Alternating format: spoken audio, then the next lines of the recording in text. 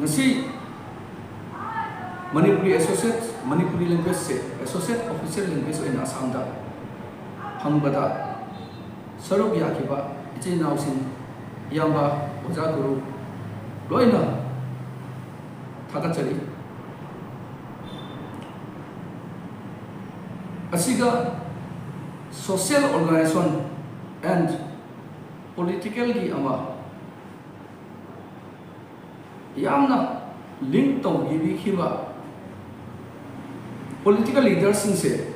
unabada akhoi gi wa se khanghan bada link to khiba misak amalai aina khanjabada number 1 icherina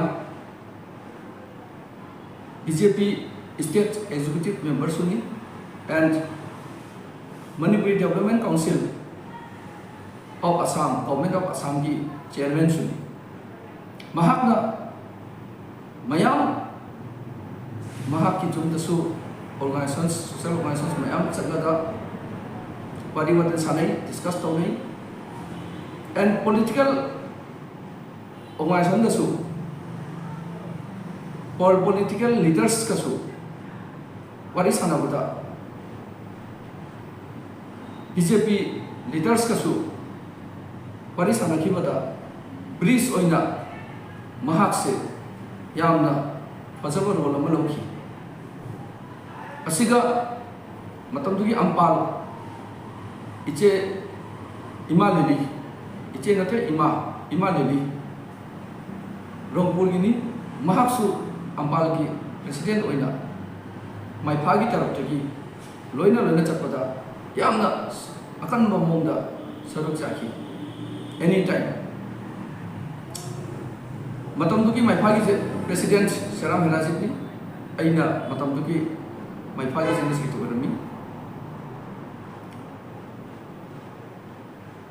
amaka aina min paningi se Oja Santi mahapna retired ACS officer ni mahapna anytime akhoi gi language ki andolan to matamda full support to each and every time mahapna without nong kan na churasu mahap ke su maning han kide even andolan puno mukta mahapna chauki aduga akhoi Women Action Committee President Sunita Konthojom matamduga General Secretary na Maleswari aduga Joint Secretary na Nandita Singho Lakhimpur National Highway Puleto National Highway road blockade tawa matamda akan mamongda pung ani ahumbu road blockade tawa haise yamna chawba thodang ni asiga yamna chawna saruk yaki aduga maira pai miyam lakhi ichi now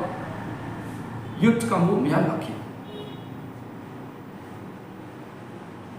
aduna asi punam pullaga amsu su yamna chawna thodang lokhi amsuna Philip Sulokhi resolution su pass tawki aduga chief minister masamuk su phajana unaraga moigi team na unaraga chief minister da su phajana wahi tawraga ekhoi language movement se success odinki adu punamoki metei macha punamoki awadan ni Assam ka lebo meti macha punamoki awadan ni Assam ka lebo meti macha puno yam harau na leisi amana ma nungaita ko to leisi ado chap manana khoi masen nungsina na lemina base next buji loan phangna bani na karmaina achi loan se chakot na beta mo development of na beta uni ai se achi mayam na khana min si hana ai akhoi gi Chamber of Commerce meke Chamber of Commerce Assam gi mai ge tegi khoi oja Vishwajit Sharma ko oja Umanando Khetrimiu akhoi ahum